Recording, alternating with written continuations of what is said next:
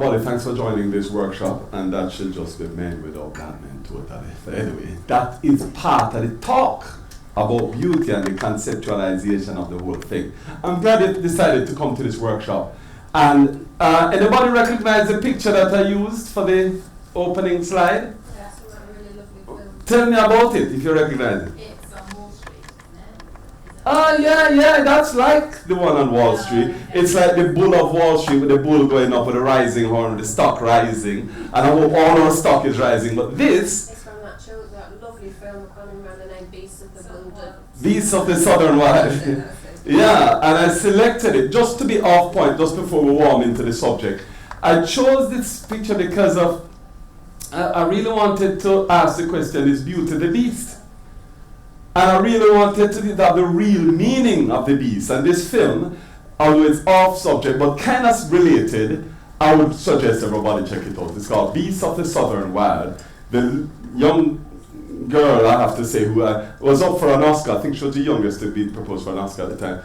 But it was just an amazing, and it's her overcoming this beast. And I hope that can be a metaphor for us overcoming the beast of what we're asking the question about, this beauty industry, which was described to me yesterday by somebody who is attending this conference and having a stall, who works in the beauty, so-called cosmetic industry, who says to me, I now recognize after working 30 years in the industry that I don't work in the beauty industry, I work in the ugly industry.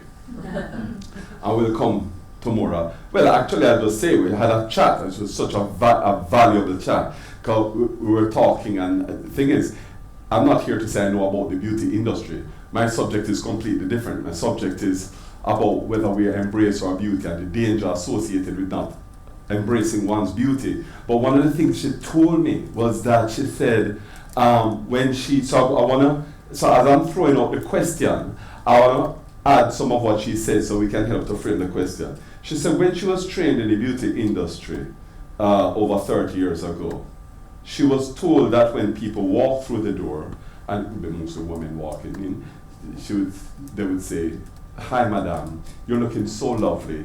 How can we help to, enhance your beauty?" You already have. And now, that whole thing has changed. And the question that's being asked now, in fact, it's not a question, it's telling people they're inadequate. And there's a whole drive in the beauty industry to put people on a conveyor belt so that they feel unbeautiful. And what she told me was that you just need to do one feature for a person and then tell them that they need another thing done. So you want to do something around the eyes, and they say, but your nose needs a little bit, and it's conveyor. And that's why she calls it the ugly industry, because the industry itself, she says, she feels, has become ugly. And that's why I'm asking, is the industry the beast? But I just out of curiosity, I'd like to ask this audience the question, am I beautiful? Are you beautiful? Do you feel beautiful? Do you answer yes to that question? Now, I need to ask the question carefully, because a lot of people, especially we're in Britain now, and we are very humble. And so people, and it's, okay, so it's not a trick question. It's just us. If we consider that we're in a room and we're just trying to come up with sort of like a static, maybe a number, and how we're feeling and how we have come to accept ourselves and define ourselves, yes, it might be that I'm putting you on the spot, but I'm not asking you to be braggadocious. I'm just asking, do you consider yourself beautiful? And by beauty, I don't mean internal beauty now. We can talk about that. But I mean external beauty. I mean, when you consider yourself and as you walk around, do you hold yourself as beautiful? So raise your hand if you do. Wonderful. So that's... Sometimes. Oh, good. Sometimes. Okay. All right, so it's a halfway. That's an interesting response. So let's start with this interesting response. So the quality of beauty for you, as you define yourself, is sometimes. And could you elaborate on that?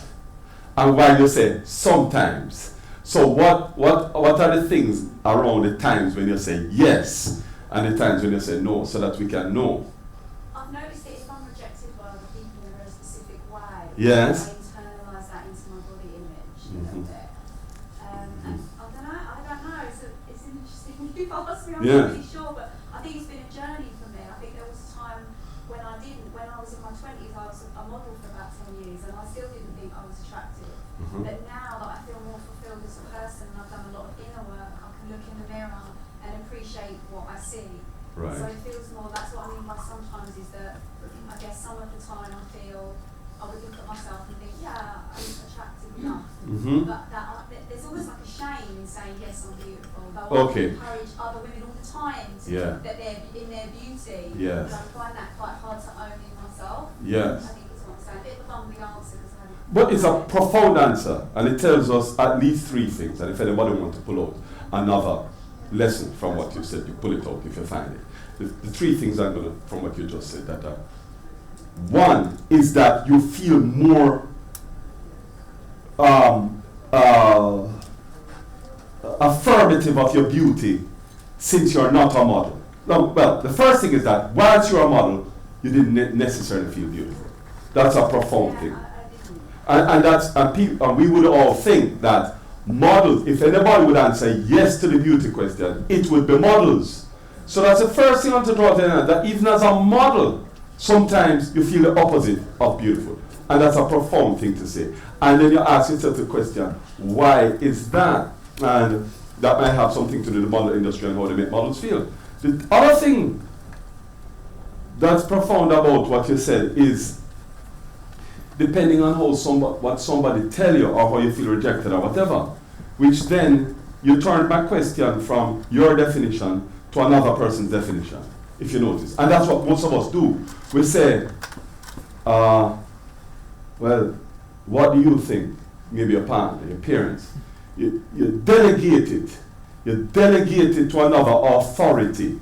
Most of what all of us mostly do, normally people do with beauty, and that's why it's such a strong subject. We delegate the definition of beauty to another authority. That authority can be parents, it can be friends, it can be lover, partner, spouse. Those are the authority that get delegated to. The other thing that I see from from what you said was, you like to make other people feel beautiful, so affirm other people's beauty. Yeah, I worked as a stylist for quite a long time. All right. Solely encouraging women and drawing out Yes. the beauty in them. Yes. And internally. Right, so you do it for other people, physically and internally, but not for yourself. Well, I actually only could do that once I did start to see the beauty in myself. And I just want to make one quick point. Yes. Actually, that when I said to you about when I feel rejected by other people, is because my recovery process, what I learned was that there's a direct correlation for me between my capacity to emotionally connect to myself and how beautiful I feel. So actually what the other person's doing in their rejection was how it would affect me in that I would emotionally disconnect from myself. Yes. And so back when I was modelling, I was very disconnected to myself. So actually I couldn't, for me, beauty was completely an external thing, and like you say, the power was given to other people completely to define that. Yes. Whereas now, if I feel emotionally connected to myself, I feel beautiful no matter what I look like. Oh, good. Fluffy hair, whatever, that's my own personal observation of my journey of recovery, and it is the connection. How connected am I to what I feel and who I am? Because then it's almost like I view what I see in the mirror through that. So if I'm disconnected, that's when I feel the most ugly. I don't know if that makes any sense to anyone. It makes a lot of sense. And so the other point that comes out is that beauty and self-definition of beauty has a lot to do with how connected we feel to ourselves. Anybody have any napkins? I have any hair fever. Napkin, tissue, or anything. Yeah, so it's this level and the strength of your connectivity to yourself. So that's important for us to kind of think about as we think about these things. Anybody else wanted to offer, thank you very much, a response to what we've been hearing, or a response to the original question, am I beautiful? Yes. I have very different view. If anybody is believing in God, by God you are already beautiful, and if you are a happy person, if you develop happiness and create, and you impact other people's life, you are already beautiful. Right. I So look if you at are happy, at beauty. Yes, so you are happy, yes, you are spreading happiness. You are already happy, and people around you happy. And this is much more than outside beauty. right, okay, no, that would be another It's workshop. inside and outside. That would be a wholly different work. And it's probably a more spiritually centered and profound workshop about one finding happiness and spreading happiness. Thank you so much. But this is about the elephant in the room. This is about when you are confronted with this business of physical beauty, that often we don't want to be confronted with it. We just don't want, it's uncomfortable. You don't even want to say you are, because why are you bringing attention to that thing which I don't really want to bring attention to? Even if I think I'm beautiful, I don't want other people to know I think I'm beautiful.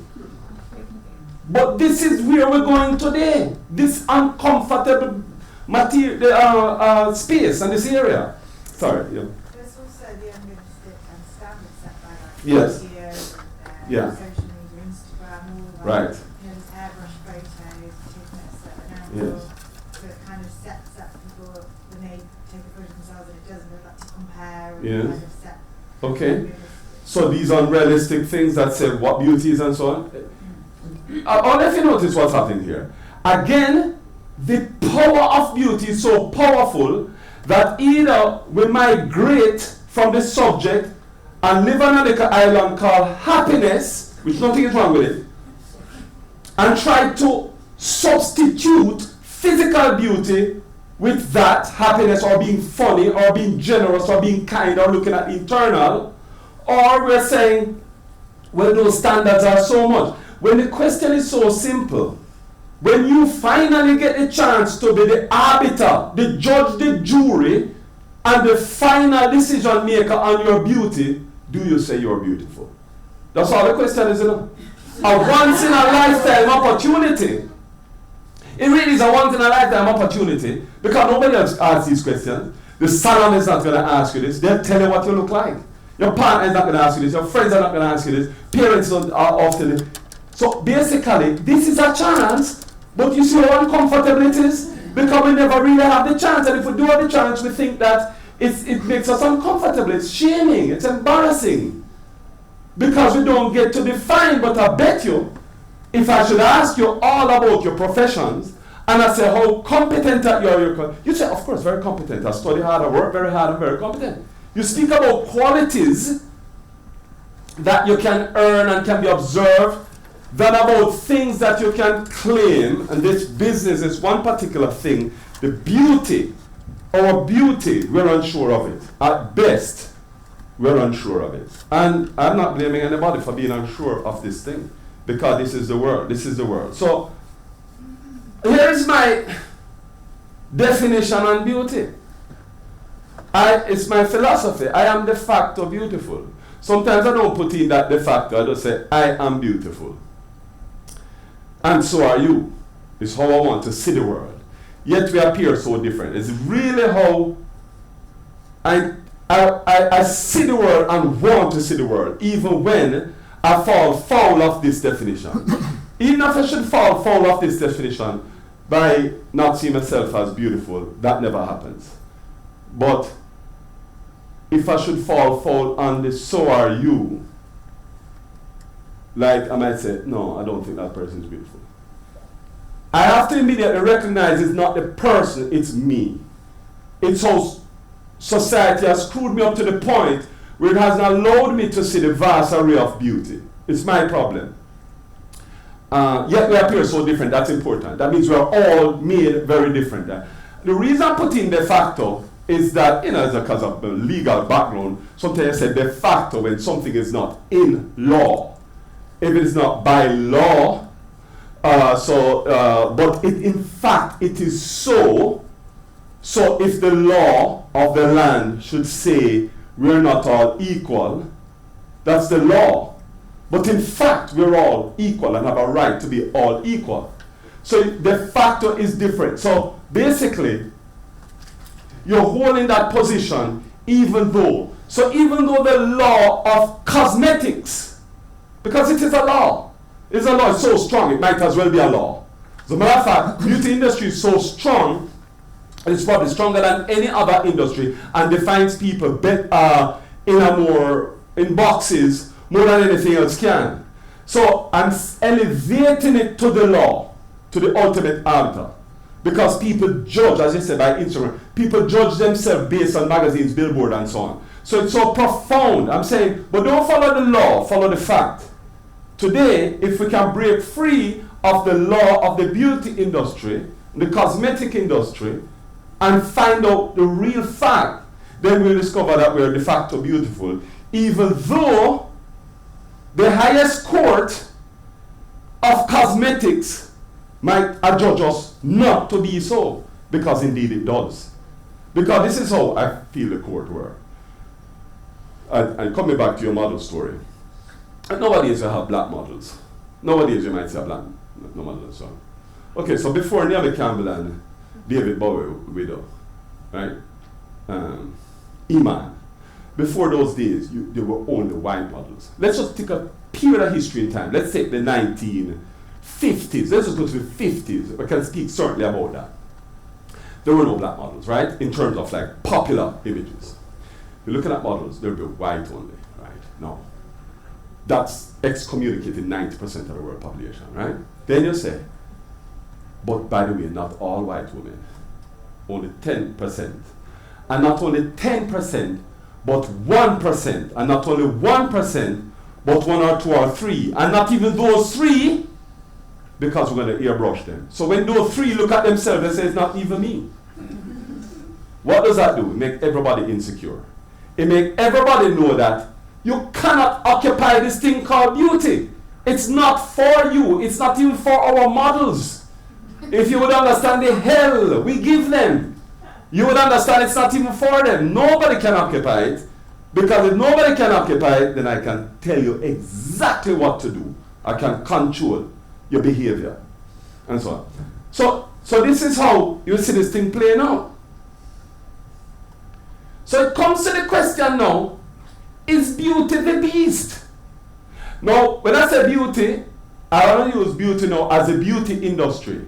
This is an industry that is recession-proof. So when you look at all recessions in history, the beauty industry continues to grow. Okay, yeah, people can buy a house and sometimes people can buy food. But they're going to get the ears did. You know? And so just for an example, 2015, I know these figures are always going up. Just in the United States alone, you know, it generated 56.2 billion United States dollars, right, in this industry. Now, this is a new figure, 4%, because it was 2 before. Only 4% of women around the world consider themselves beautiful. So, when 3 people raise their hand, or women raise their hand and say beautiful, 5 of us, and this is less than 100. This is a high statistic. This is a highly functioning crowd of people. You know, we're highly evolved. Because if you look at the world, in terms of the statistics across the world, this is later on now 4%, so maybe something is happening and we might suggest something. And the beast I'm defining as an animal here, so a beast is not a good thing. You know, like it was a compliment one time to somebody, say, you're a beast.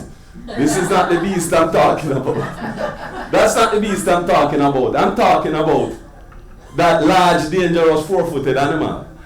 And I leave in the 4-footed there because, of course, the beauty industry is murder on 4-footed animals. And you know that, right? Pigs, cows, everything. This testing and so on. Rats, from rats to rodents to everything. So let me just segue a little bit talking about Frida Kahlo. Because I wanted to just lay down some ideas around beauty through Frida Kahlo. Because I'm linking now beauty with mental well-being. Frida, we know, was a very powerful and a well-established, perhaps if you asked for the greatest artist in the last century, Frida would have to come up in it. Mexican artist. This is her self-portrait. This one she called Very Ugly, she called that piece. And the reason for that is because she basically, her husband Diego, encouraged her to use a different medium. So it's not really clear if she's actually talking about herself or her execution of the art. It's not really clear that's what she's talking about. But what we do know is that she wrote that on the piece that she was working on, and basically that's how she described it. Now we know she went through a lot of emotional issues in her life, physical issues as well. She was damaged in a train accident, and she spent a lot of time on her back in the hospital. And as a result, she of that, she learned to draw. She wanted to be a doctor and so on, but she learned to draw while it's in the hospital and so on. And it was a really, really tough for her. But I want to quote some of her writings for us today. Some of the quotes. First of all, you recognize some of her artwork? Yeah. That's pretty much Frida being real, absolutely real.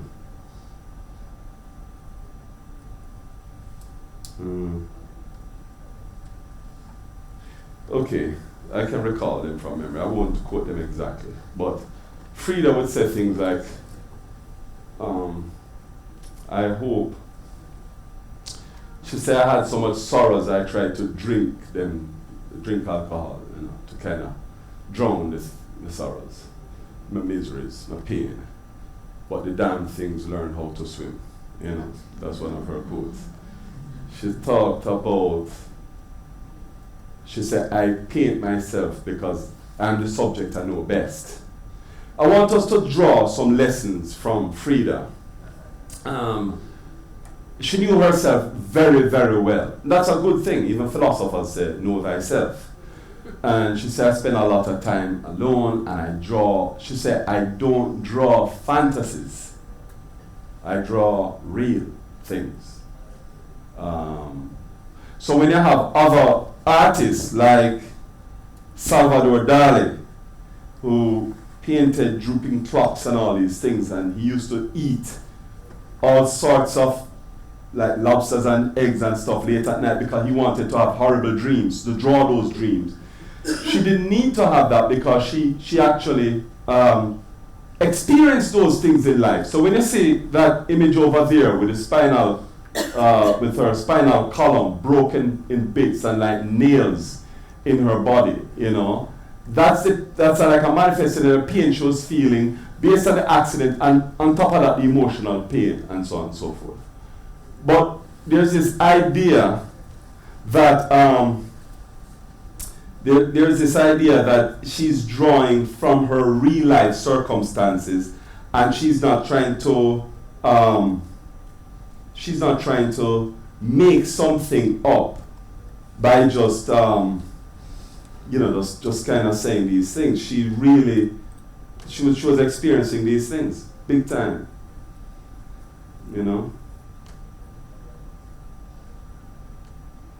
I tried to draw my sorrows, but the things.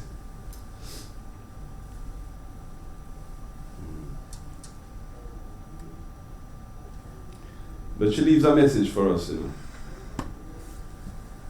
She leaves a message for us.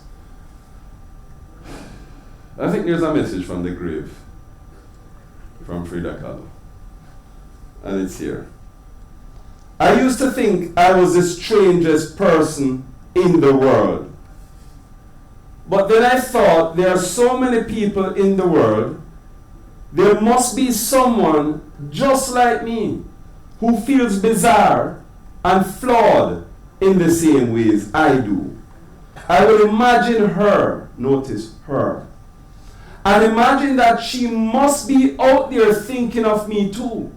But we're thinking about you, Frida. Well, I hope that if you're out there and read this and know that, yes, it's true. I'm here and I'm just as strange as you.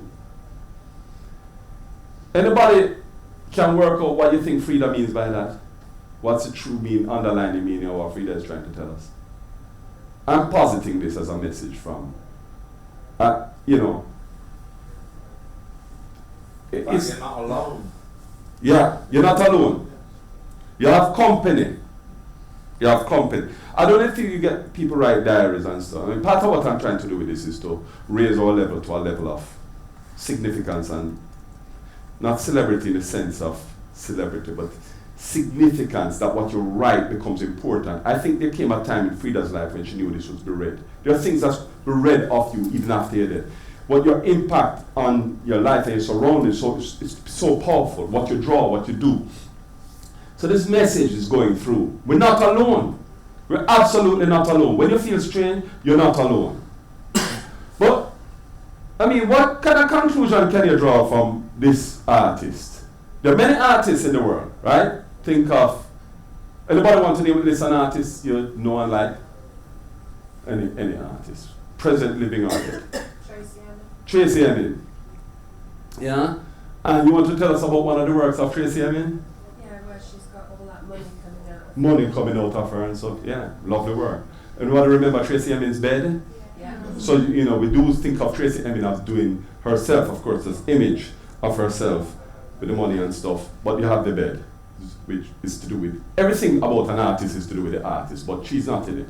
And if anybody, any other artist, think about Damien Hirst, for example. His work, butterflies, colors, wheels, and that kind of thing. Lots of artists, landscaping. But do we know an artist that has done subjects just about her? This is just, it's all her portraiture.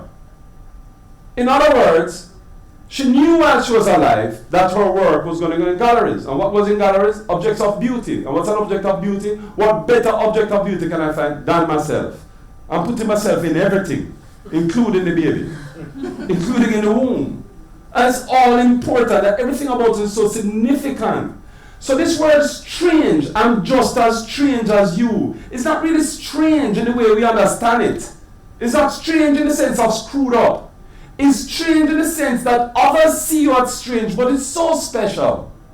I'm just as special as you. You're just as special as me. You're just as unique, because strange is also unique. It's different. So the very thing that people might use as this and say, oh, you're excluded, I'm just as wonderful, because they said the same thing about me. They used to tease me about my unibrow, but I'm putting them in every single painting.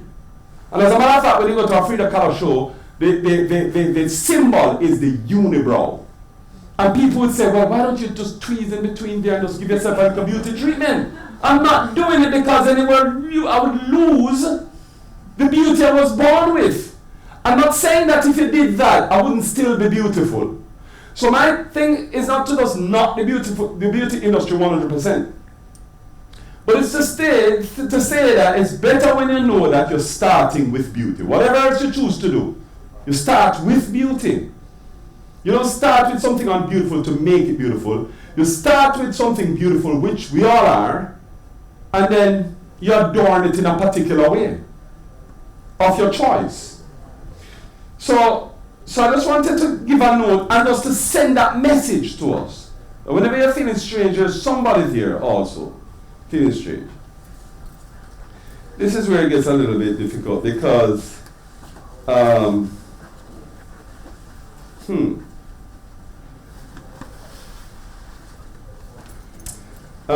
any questions so far, by the way? I should have asked that. Anybody have any burning issues? It sounds to me that she was like quite isolated. That's the message from the grave. So it sounds like she's her life feeling Yeah. quite isolated. She was isolated and she did have some issues, and she did have some marital issues as well. So she was someone who faced a lot of isolation. Let me just come to two people, one black, one white, just going to different cultures. Her man, the Countess of Ranford, is real woman in Britain. She starts out her diary by saying, I started out life being a disappointment because I was a boy, because I was not a boy. That's what she says in her author. I started out life being a disappointment because I was not a boy. I was a further disappointment to my parents. She's writing this at under 10 years old. Because I was ugly. No, who tells her that? This is her direct quote from her thing. Yeah. Because I was ugly. My big brother was handsome, my big sister was beautiful, and the babies, nobody cared, they're always beautiful.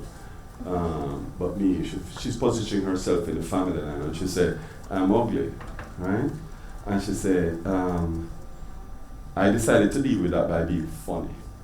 At school, I'd give better jokes than everybody else, be kinder than everybody else, write better than everybody, try to be better at sports, and so on and so forth. And this is this whole idea that comes from, well, let me just be internally good at something. Let people like me for something else on the internal. But what's also profound in her diary is that she says, but I never forgot for one moment that I was ugly. Never forgot for one moment. How can somebody so young form such a view? Where would this come from? And how it becomes fostered? And although this is posh, aristocracy, this happens in homes where youngsters are told, you're the ugly one, And this is absolutely a dreadful thing. I think that it should be on the same par as child abuse, to let a child go around feeling that way about themselves. So this is her story and how she's come to define ugly. And then she then goes on to define other people as ugly. Because that's how it happens. That's how the success of the industry works. One receives the definition onto themselves and then go on to define others as that, and then others as beautiful. So you set up the rubric and you just get people to accept the rubric. And then you just tell people what is when. And then you can have seasons. Yeah. I don't think it's always necessarily a case that people are being told that they're ugly. I mean, sometimes it can be that they see that other people are being told that they're beautiful. Yes. And then it can be a case of them making up that I'm ugly. I think Absolutely. That's really Thank you. the beauty industry. Thank you so much. I mean, it's never as, well, it can be. You see the next case, it is as crass as that. But it's almost always not a direct, you're ugly. But it's a de facto saying you're ugly. Because if you say, oh, you're so good, and this happens a lot, you get all home, and one child is always good, you're so beautiful, in front of the other child. Now I've seen that happen, the damage that creates in both children. Many case studies I've done where the one who is told she's beautiful is sometimes more affected than the one who is not told that. Because that one is carrying a guilt. Well, why is not my sister beautiful too? Why you never, you always visit, but you never say my sister is beautiful too. And so you grow up with that kind of a complex. And there are some people who can't even hear that because it reminds them of a time when it was unequal. And so you're absolutely right. It's not that somebody is saying you're the ugly one, you're the beautiful one, and so on. But it's reinforced and reinforced and reinforced to the point where you might as well have said that. That kind of thing. It's creating and fostering an environment where the children don't feel beautiful. And in this following case, we see it even more starkly, where we see Constance Briscoe, who is an author, used to be a barrister, used to be a recorder in the court, judge, and now I think spent some time in prison. You might remember her from the Vicky Price case. Vicky Price, good friend, and she lied on oath or something and got sent to prison. But anyway, that's not the story we're telling today. The story is about her childhood. So she wrote a book called Ugly, followed it up with another book called Very Ugly. And in the book, she said that she talks about her mother directly called her ugly. Her mother and her stepfather, and she brought her, you bring all your pictures that you take and so on. And so this is a case now, which is definitely what we're saying, where she says, she showed them the high school picture, and the stepfather looks at her picture, school pictures, and said, we're not buying that. Lord, sweet Lord, how she's so ugly, ugly, ugly, ugly. She's told that and repeatedly told she's nothing, good for nothing, she's like germs. She actually tried to drink bleach when she was young because her mother told her that she was a germ and she knew that bleach get rid of germs and so on. She tried to get herself taken into social care. They rejected her. She tried to go and get her she saved up her money to go and get plastic surgery. And the doctor said, what do you just humoring her. For what? What? Sure. She defined herself as ugly to the doctor and she needed that change and so on and so forth. And she overcame a lot of odds to get through life and so on and so forth, but was defined as ugly. So these things are happening, and it's not, so they happen in communities, they happen in families, and they happen willfully or unwillfully, wittingly or unwittingly, but somehow they create what I would call a dangerous situation. Most dangerous person walking around is a person walking around not with a knowledge of themselves and the beauty that they possess. That's really not a good thing. So this is what I call seeming progress. It's only seeming because it looks like in the model industry now, and this is where we come to what's going on in the model industry, and is this really the case that they're making a change. So they're using different models. So this would be a model called Irene Sinclair, who basically, she was used as a model within that. Everybody remember the Dove campaign, right? Beautiful campaign. So she was one of the models. And I know her backstory because I worked with her. And they were looking for a 60-odd-year-old. They had the wrinkled and wonderful definition. They had all their definitions set up, so they went for the models to fit those definitions. So they were looking for somebody 60-odd. And they went to a home and they asked this home, to different homes, and they couldn't find a 60-odd-year-old woman that they wanted to use, which tells us a big thing. Yeah. Which tells us a big thing, although you think, oh, it's a wonderful campaign. And I do admire them for bits of what they're doing. But they decided we're going to have wrinkled and wonderful, and you know they did other things too. We'll come to those. They did some other ones, which we'll come to.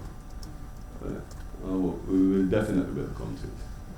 But it's because they had like fat or fabulous and these things, right? So they had the labels. They had the fat and the fabulous. They had the freckled or fantastic and these things.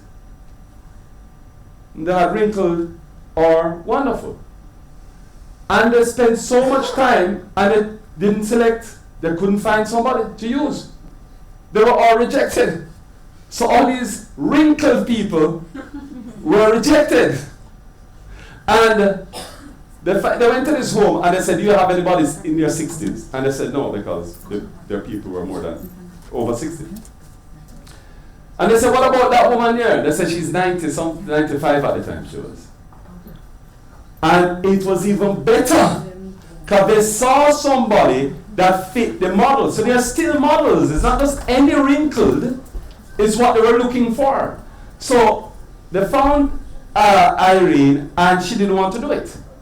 And they persuaded her, because she might lose her benefits and so on, because if you're earning and all, it's all complicated. And they worked out a deal and said, we'll make it happen, we'll make it, and they pursued her, and then they got her to do it, and she did it, right?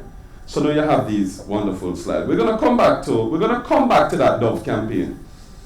But here are some other issues. You may have heard of Winnie Harlow. So you might say, okay, there's diversity growing within the beauty industry, because here we have now her real name, Chantel Brown Young, who is a model who has vitiligo and is being, she's on the catwalk often, and she's the official model for big brands and so on and so forth. But again, the question must be, okay, there's diversity, but the question then becomes does this become almost like a fetishization of things, right? And Alec Wick talked about that a lot. Alec Wick, very dark-skinned African model from Sudan, and she talked about when she entered the model world, it's like she wondered how long it would last, because they say, yeah, this is of the moment, this is really good, and we'll just kind of typecast you as this person pouring in a chocolate glass and that kind of thing. It's this whole fetishization, right? And then Lupita made the point as well, because when they filmed 12 Years a Slave came out, and Lupita, I think that was the big film that kind of launched her career. And, you know, she was then seen as a symbol of beauty. And Lupita is here saying European standards of beauty are something that plague the entire world. The idea that darker skin is not beautiful. And that's not wrong. It plagues the entire world. I've traveled world over and asked questions around beauty. And without exception, this plays out as true. You know, this concept. Actually, it's getting people to believe it. We're going to come to that around the experience I had in Jamaica. She said, I hope that my presence on your screen and my face in magazines will lead to you, young girls, on a beautiful journey. I hope it will lead you on a beautiful journey. This is a message from somebody online. It's a message of people are clear enough that, okay, so everybody in here, you have influence, you have impact. Even if it's on one person, you have impact. Sure, it's not hard if you get an award and you're celebrated in Hollywood. You have impact. Your words count.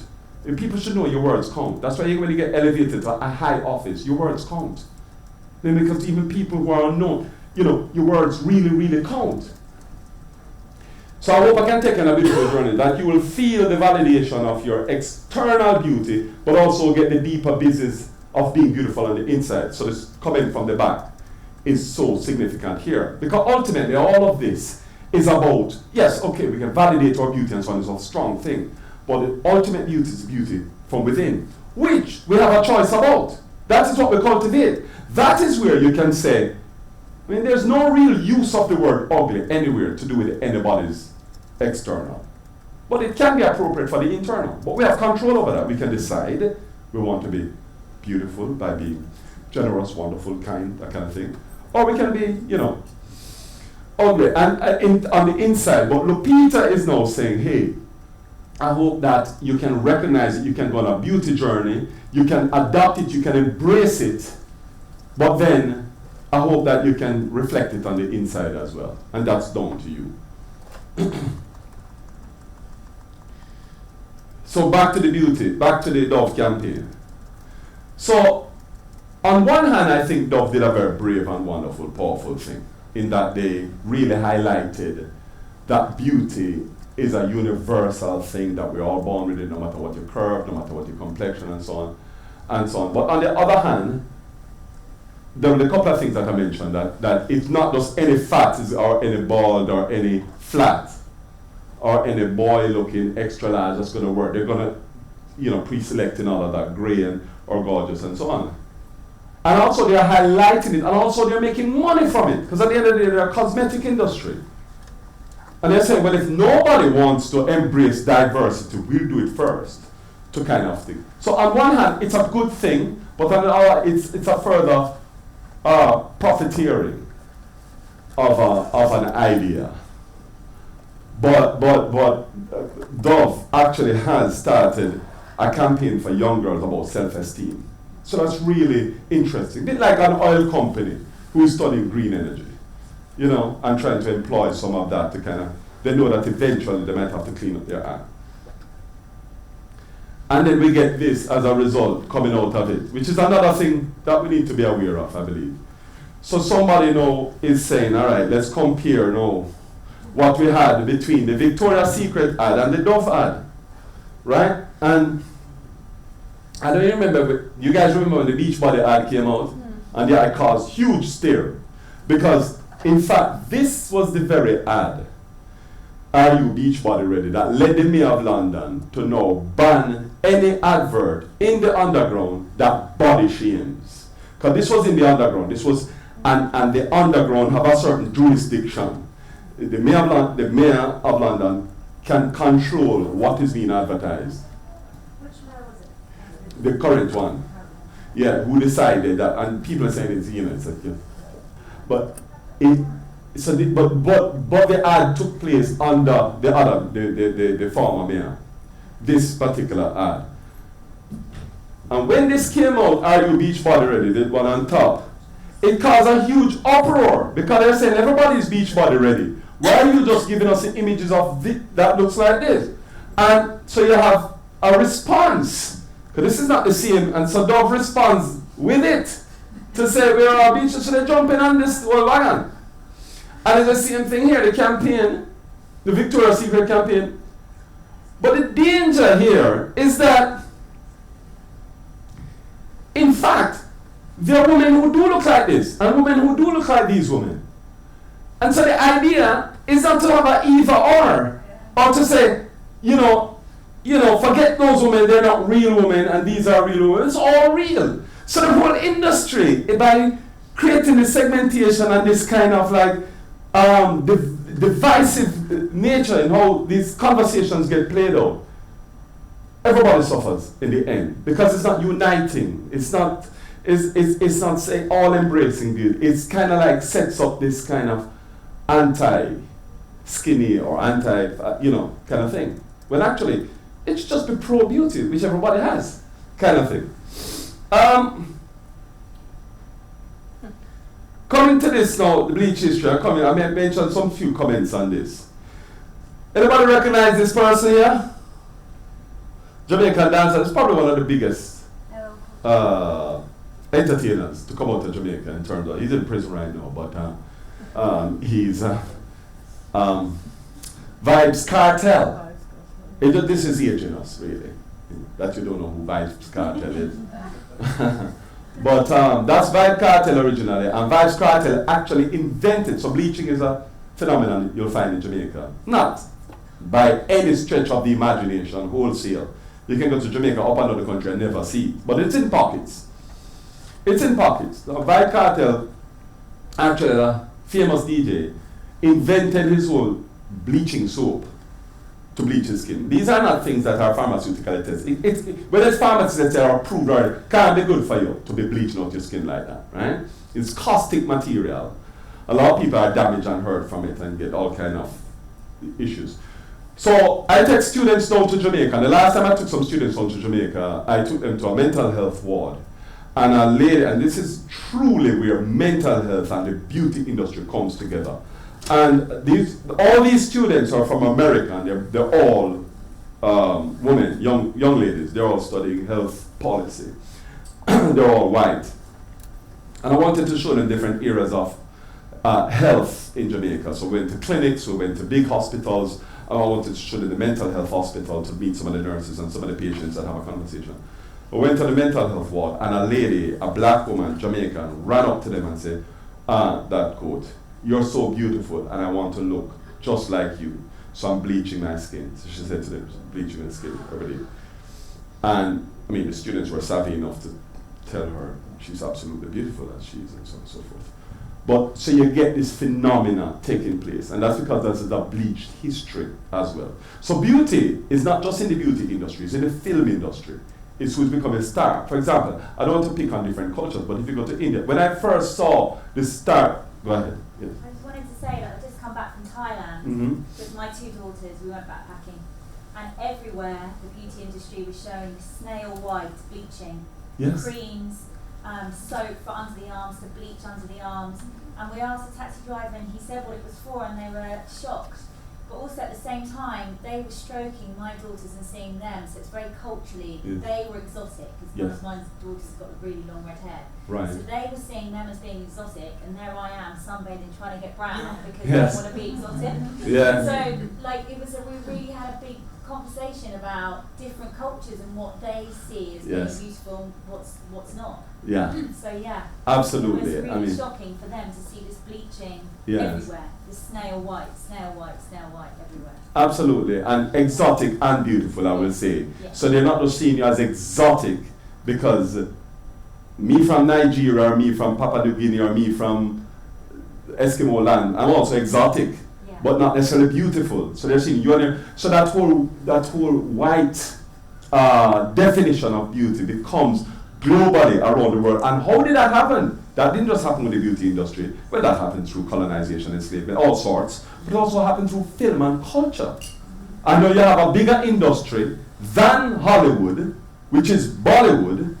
And honestly, I'm used to it now. But when they told me who won, like Miss Bollywood, and I said, but she's European. And no, she's not European, she's Indian. And on the films, So don't just think it's Hollywood alone doing it. There's a copy culture, which means that happens across the globe. And I can guarantee you, watch any of those Bollywood films, the body is a dark-skinned person. And the star always a light-skinned person. So this whole ideology permeates the world. And that's why it's such a strong and dominant thing that nobody, with the point we were saying, which is such a powerful point you make, is that nobody has to tell anybody anything. You will know soon enough. Your parents don't have to tell you. School has to tell you. You will know soon enough. You will start to notice who the boys like, for example, when you go to school. Just talk to any. If you don't have a black friend in our 40s or 50s who grew up in this country, of Caribbean and African background, find one. You just find one, at work, church, whatever. And talk to her about her experience going to school. And you will see how beauty is framed from a young age. It's not based on what is said in the negative. In the positive is what's based on said in the negative. It's a process of selection and more importantly, deselection.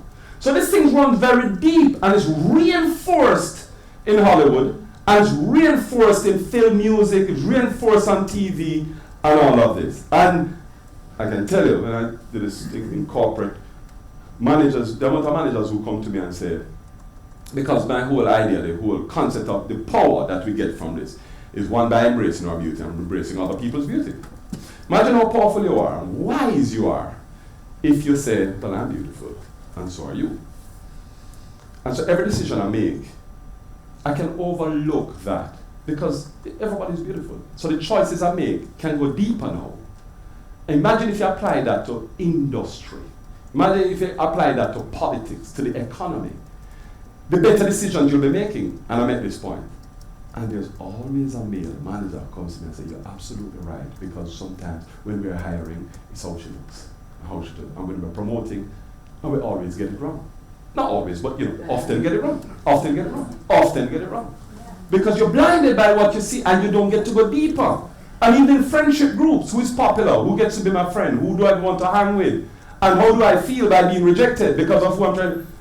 And so really kind of the end point of all of this is that adopting this philosophy allows us to be much more stronger in ourselves and much more able to navigate life's vicissitudes. So this is a situation that I can speak of that in Jamaica that takes place within certain communities and it's rife and people damage themselves and so on. And this goes on to like, I don't know if you're vampire facials, everybody heard?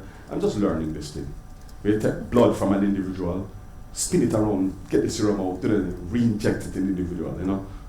It's all, yeah.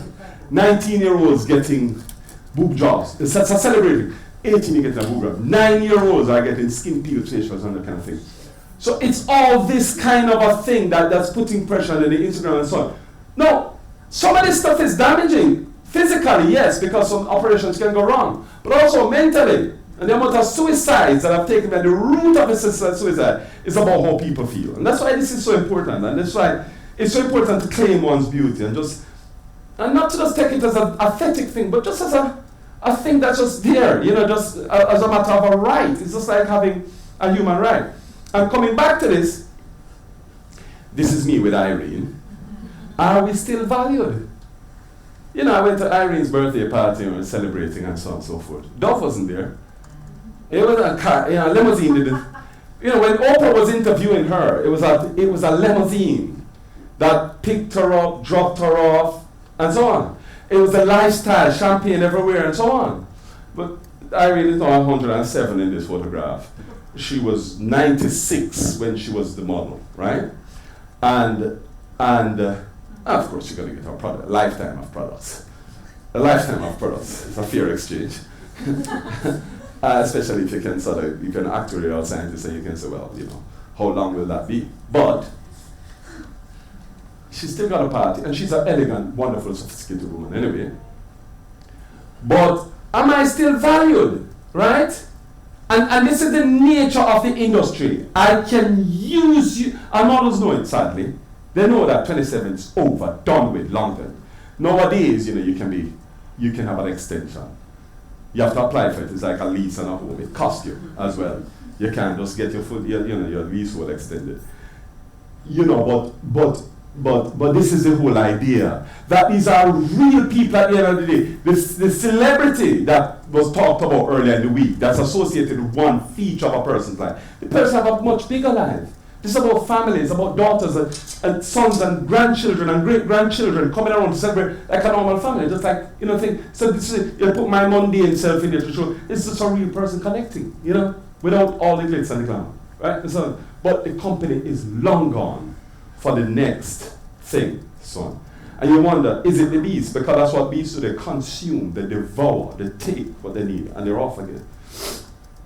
The beauty industry. Well, anyway, this is more in line about poet and theology that I raise this. This is more about poetry than theology for me. And they talk about the crown psalm being 139. And for you created my inmost being, you knit me together in my mother's womb. I praise you because I'm fearfully and wonderfully made. Your works are wonderful, I know this full well. Now, this is what is striking about this for me. I'm fearfully and wonderfully made. The recognition of that. I just want to talk about this character. You want to call it fiction or non-fiction, whatever. But David, this character, David, what we know about him? Well, it's huge mental issues. This is a man who slept with his neighbor, Bathsheba, murdered her husband, all sorts. His children were adulterous, all sorts. This man went through a whole lot.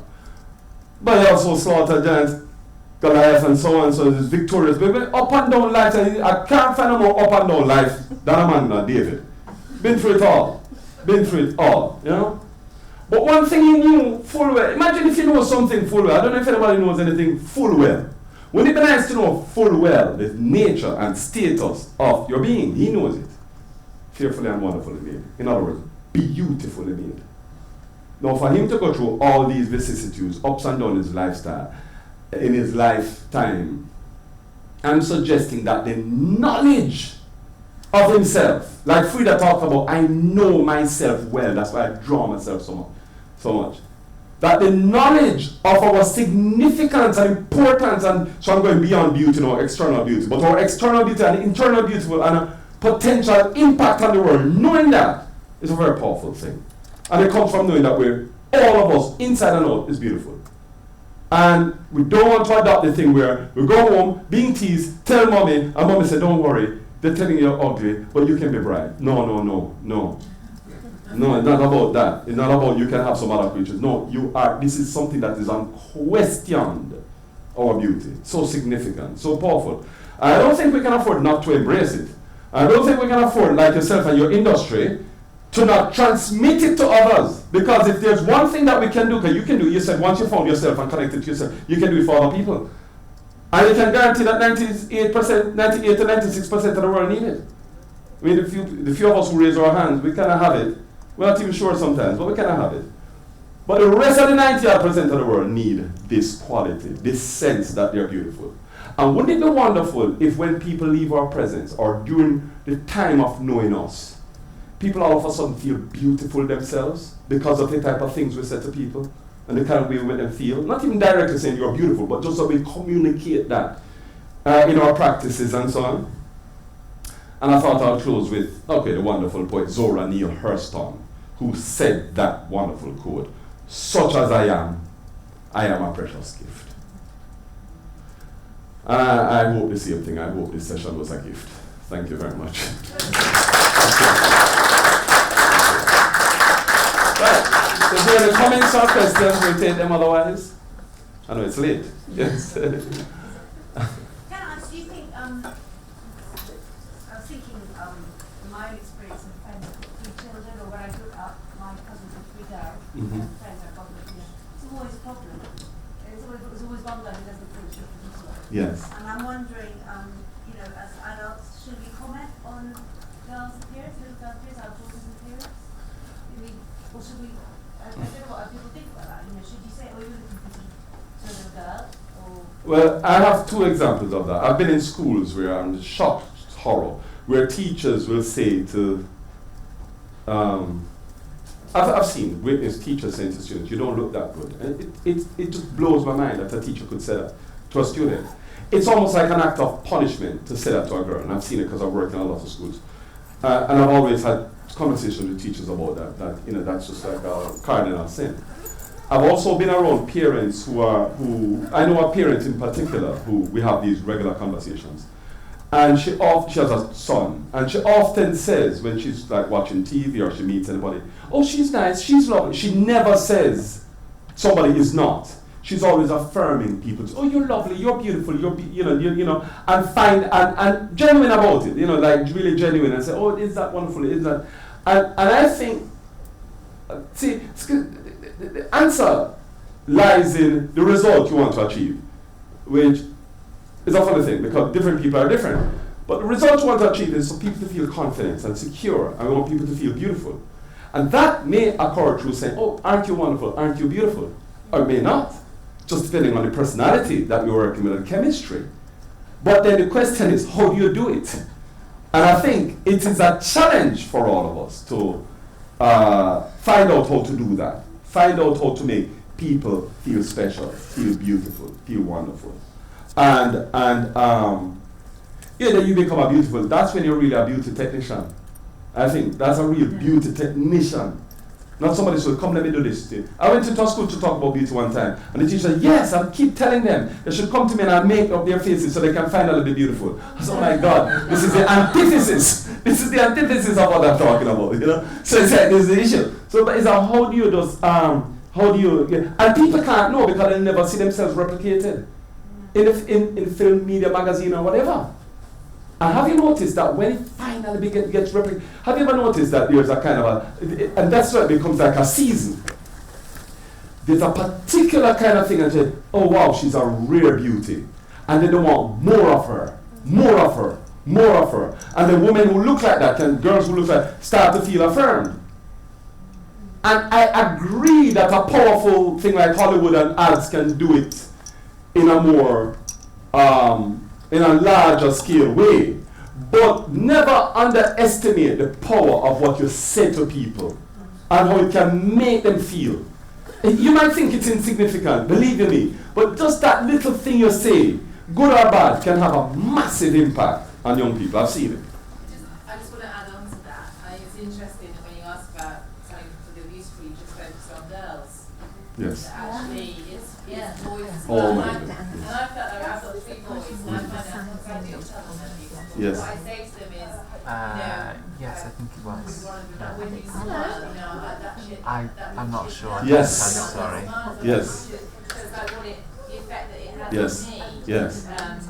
Just personally, but I don't Yes. think it's just. And then do you go handsome for the boys? They're beautiful, and that's what. Absolutely. But then it's difficult because if I say it's one, and you say it's the other 2, and then it doesn't succeed. But you can wrap yourself up in this stuff. Yes. Yeah, Yes, but like you said, it's different things. So it's like, oh, you're such a winning smile. Or it's the way you do this and so on. Aren't my boys beautiful? Kind of thing. So these are statements that need to be made. And I know parents would, precious. I remember it's precious. And then, they matter and that they're valuable. Yes. I think really that's what we're talking about. Yes. We're talking about beauty. We're talking about we matter and we're valuable. yes, with value. I mean, I remember going to a lady once asked me, she said, can you go with me? My nephew is in the mental health asylum. I want you to come and help me to visit him. Right? And I say, yeah, I'm happy because that's my work. That's what I do. So we went to the thing. The guy came out and he had a hairstyle. And we saw 2 different things. She was like 20 years older than me. So we're seeing different things immediately. I saw an iconic looking person walking through the doors. We got through the visiting room. He walked through the doors. And the first thing she said to him was, oh my God, couldn't you do something about your hair? Before even hello. And you literally saw him shrink. She not only said it to him, she said it in front of another male, in front of me. And there couldn't be a bigger disconnect because if I was allowed to speak first, I would say, how you get a hairstyle like that? And by the way, she loves him. She went out of her way to get me to come here because she thought I'd have a good impact on him. So what she did was quite innocent. But she don't know that. She just, sometimes I think, I mean, I'll just be, controversial here. Sometimes I think women can't read their emotions of a boy as well as a man can. And often says things, I mean, this could be wrong or right, but that was certainly a case of it. And sometimes things are said that you don't know how insensitive it is, but when you're a male psyche, you understand. how insensitive that comment could be. And you see his face just fell, and his posture fell, and everything about him fell. And I had to talk to her afterward, and I said, no, you're talking about, but you can't be too combative with the woman either. You said, no, what you're talking about, you just don't know, this is it now, kind of thing. And then spending the whole time trying to rebuild that, and then he's wondering, is this guy being fake? And then afterwards I'm talking to her and I said, you can never say that about somebody, number one, a male, young male, in a psychiatric institution, and the first thing you're going to do is, so it's this whole idea of the male psyche. Studies was done actually, and they said adolescent male are far more emotional than adolescent females. But yet we don't expect them to cry, we don't expect them to express their emotions, and it's absolutely right. I'm becoming more and more conscious of how they look, and so on. Much of this is geared towards females because it's been more my experience. Because in my experience, males are far more ready to believe they're gorgeous. Everybody wants a piece off of me. Everybody wants a swing off of me. Everybody, no matter how old, no matter how young, it just happened to be the case. But you're absolutely right. It is an issue for young men as well. That's because they've got their mothers. Exactly. Technically said to be a sex symbol. Yes. 80s, whereas a woman, and not, culturally we've got it Yeah. a lot harder. Mhm. A point I wanted to make about all the stuff you were talking about is one of the really sad things is the way this industry pits women against each other. Yes, So absolutely. what I found with the styling things 8 years ago, 10 years ago, I was doing that my relationships with women are really good because Mhm. I connect with other women on an emotional, vulnerable level. Yeah. And what that work used to bring about was just drawing that part of women out and creating where we join, where we say, you know what, I really struggle with the fact that I'm getting older or that I look like this, and and just bringing that vulnerability and that connection together. Whereas what the industries do is pit women against each Yes. other all the time. Absolutely, yeah. Which kind of separates and breaks down relationship. And back when I was really young and the modelling thing, is that there was women against each other. I mean, it was vicious. Vicious, yeah. Do you know what I mean? It was vicious and it was really tragic. We were all insecure. We all, we're all in the same boat really, being criticised at every single hair on our body. Yeah. And so it's just really interesting. That's something that I'd like to write about or speak out Yeah. about. Is just breaking that lie that we're not in competition with each Mm-hmm. other. Mm-hmm. You know what I Yes. mean? Absolutely, but they love it. They love when they create this kind of buzz between this one saying something about that one and so on and so forth, and it feeds the whole. Yeah. You don't hear the men say No. Yeah, I mean. It's a whole different thing. Well, I guess it's the things that break relationship down in our culture, where our vulnerabilities lie. Mhm. Men's self-esteem often tends to be to do with what they do, Mhm. slightly outside things. So I read in somebody or another's book. But with women, it is a lot more of those vulnerabilities. You cut us by, am I beautiful? Is one of the questions of the female heart. Like what you said right at the beginning, I read a whole book on that. Yeah. And strike at the heart of a woman like that, or make one woman feel like she's more beautiful than another. Mm-hmm. You can really undermine her. Yeah, absolutely. I've noticed that with women. I was watching the last Olympics. It was in 2012 when Gabby from America, young black teenager, won for the first time, a black person winning, was it gymnastics? Yeah. Gabby Douglas, her. I was watching it with some women, and I could not, I was completely in shock when their comment was, couldn't she have done her hair up? This is an athlete, the number one athlete in the world, who would have trained all her life, put herself to the most rigorous conditions and so on, and made her family, herself, her nation proud by being number one. And it's something as I don't even see, Couldn't she have done up her hair? It was bewildering. So you do get that kind of withering, caustic comments from women to women sometimes, which is really sad. Sorry, you. So thank you for that. I really appreciate what you were saying. I heard a lot of what everybody was saying because I might want to throw it in man's point of view. Yeah, absolutely. Yeah. Beauty for me was a really hard thing. I grew up in Brazil and I had a lot of battles with insecurity around how I looked. My self-esteem, and I had a lot of things around rejection as well, and that relationships with my mum sometimes. The shorter version of it is, as I grew up, I had a lot of issues with my weight as well, a lot of that, and I went into addiction. Through my addiction, I tried to commit suicide 3 times, I had 2 overdoses. because I hated myself. That was the truth. I hated myself. And when I came into recovery, the shame of addiction, the shame of saying, oh, I've got an issue here, as well as everything that happened as a child, trying to grow up, as a man in a society where you're seen as, you have to be a certain way, you have to be a man, you can't show emotion, you've got to drive, to be a certain way.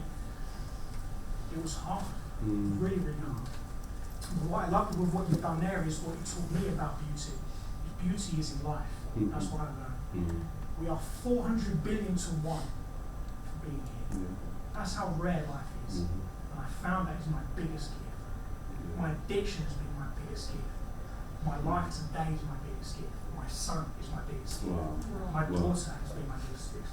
This woman here is my biggest gift. If it wasn't for her, I would have found recovery. That's what beauty for me is.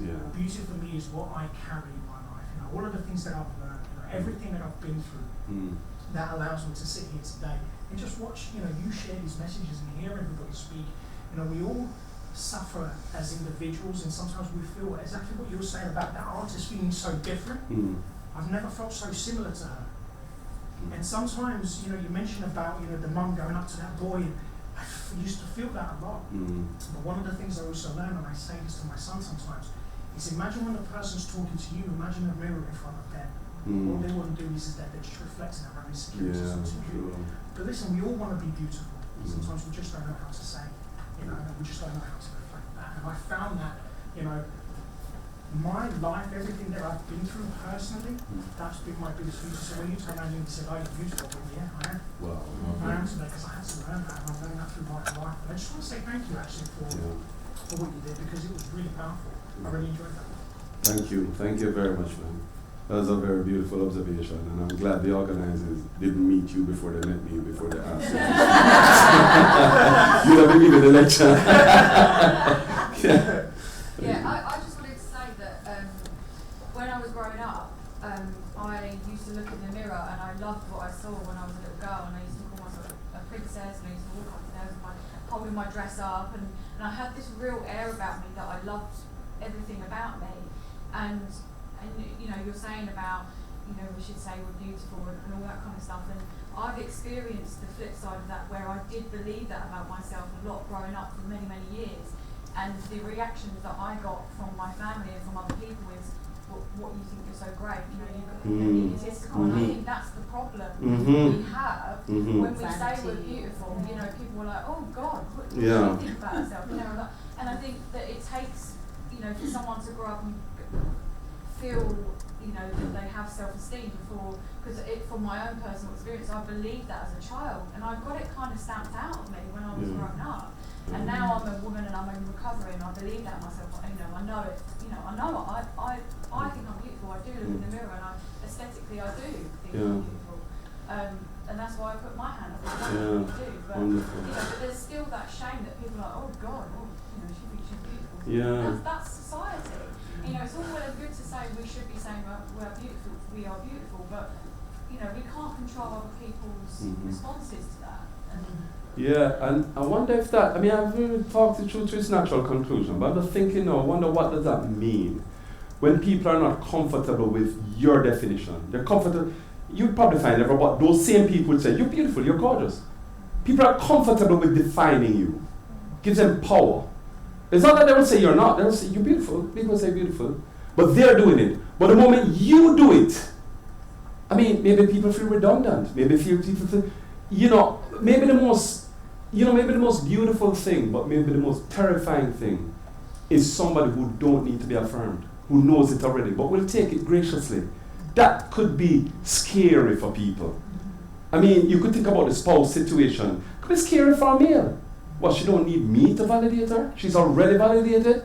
Or people around who themselves don't feel validated, but all of a sudden what makes you feel so special that and I don't know. But actually, everybody can know. It's a universal quality that we can all embrace. You've embraced it, which is a higher level existence. And sometimes people who can't take it just haven't reached that existence. Because once you reach on it, you will have nobody defining as beautiful. When you're in that state, it's like you said, when you got to that state, you're not going to have a problem with somebody saying that about themselves because you think that about them anyway. But once we think that we need to keep the rubric and the grading system such that we're not so sure, we'll tell you, we'll let you know, it creates uncertainty for people. Because the certainty that we've created among ourselves is that nothing is certain. Your beauty is not certain. And actually, I think the antidote is to just embrace our beauty as a certainty that we can rely on. You know? So, yeah. I'm going to be really brave when I say this, because it's difficult for me to say. But what about if your beauty was defined by someone that was unsafe? Yes, which is in an abusive sexual way. Yeah. So then when you're defined as being beautiful, but then they're taking advantage of you in a sexual way, say as a child. Yeah. When you're an adult, or for me on my own personal journey, tells you you're beautiful, it's really second guessing whether they're telling the truth or if they're unsafe or if they're telling the truth. So then I would define myself as I wouldn't put my hand on myself. Right, absolutely. Someone unsafe has told me that I was beautiful. Yeah. And their motive for doing it was, and that's why I think this belongs fairly squarely in the era of child abuse, either way. So if somebody is denied the quality of their given beauty by adults, responsible adults, that's unkind and it's abusive. And perhaps even worse, if their introduction to beauty is a kind of a seedy undercurrent, well, it's an overt abuse, then it's even worse because you're taking something that is sublime and corrupting it, and that's an unfortunate thing in life, and that's happened. I've met people who don't like to hear that you're beautiful at all because their first association with that quality was being abused. So that's an unfortunate follow. It's then tough to tell yourself, look in the mirror and say you're beautiful. Yeah. Yeah. You know, it's so ingrained with other stuff. Yeah. And that becomes really problematic and sometimes requires another and different level of therapy to detoxify the word. Also, it's really hard to then, have, I'm trying to have healthy relationships with my girls, but it's difficult. Yeah. And if they said to me, "Are you beautiful, Mum?" I wouldn't be able to answer that question. Right. So how do I mirror that to them? Yeah, exactly. And if you're not beautiful and they look like you, which your children look like you, if their mom is not, people see themselves as an image of their parents, and then they have questions about themselves, which then goes from, and this is where something like that can have an impact on the next generation in terms of not being able to, in a wholesome way. And that's why, that toxicity, that damage, almost have to be broken and healed, I believe, that needs a sort of an intervention that, as I say, detoxify that the association, not the word, but the association with the word, so that it can be free, of its real meaning. And words have, words like that have suffered. Even the word pedophilia, which is what we're describing here, it probably can never be detoxified again. But it's an incorrect term, because philia is love, and pedochild is love of a child. It's the absolute opposite. What's going on? Yeah. But you just have to leave that word. No, you can't try to sort of even detoxify that, kind of thing. But something like beauty and value and preciousness and so on, you kind of have to, with the rest of the world, we got it wrong with it, pedophilia, the whole definition of it and so on. So that's fine. But beauty is still universally used as a positive thing. And when you have a minority of people, and hopefully it's a small minority, who then come to associate it with filthiness, then that's an issue that needs, I believe, a certain intervention. Because the rest of the world uses it in that powerful, kind of uplifting way. So I would try to, the therapy I'm suggesting is not even to use the word beauty, but far more than that, the substance and the damage that it has done to yourself. You know. I think the journey is, like you said, is redefining what the word means. Because I've got to be honest, actually, I've read things about this subject, but listening to you today, what's gone into me is the idea that I need to redefine that word again for me and what it means. Yeah. It means to be beautiful. Yeah. I know your case is more extreme in terms of what you've been on the end of and stuff, but maybe that's the message to all of us, is that we've really got to redefine what that word actually means for all of us, and open a dialogue about that, because I feel more empowered, is that kind of overused word, just by listening to what everybody shares, vulnerability in the room, taking the risk to share stuff. Like, I never talk about my past career, I was too embarrassed. Do you know what I mean? Just that vulnerability of what's happened in here is you've opened a dialogue. And I think that's the sort of thing that we need to continue outside the room in our relationships, because I think many people are struggling with all this stuff, and there isn't always dialogues open about it because it's always safe to do that. I think that's how we grow, that's how we beat this whole thing, is to have that universal conversation and start redefining the word. Yeah, absolutely. And I think that redefinition of the word is important. And I think what's important as well is, and I'm not like trained expert on this, but I do know that you have to go back as well and redefine what happened, and redefine, who you thought was safe as, a beast, a monster in that way, and deal with that issue, and and there's a whole lot of unraveling that's needed there in terms of really what's happened and getting through it, and issues around forgiveness and issues about love, especially self-love and that kind of thing, that needs to happen. Because then often what happens is that there's like guilt and there's a kind of a, sort of like a painful thing that's associated. But I think, the word then become a byproduct of you getting that back. But I wouldn't want to say it's just the word, but it's a whole deeper thing. And layers. That's really helpful, actually. Really challenging to worry about thinking about that. So sad bit of the moment, sitting here and you share it. I was like, I've done so much work, but actually, I think there's always more to kind of go deep to redefine the word, where the memories are stored, where one got one's definition from in the first place. Thank you. Thank you all. And enjoy the rest of the conference. Thank you.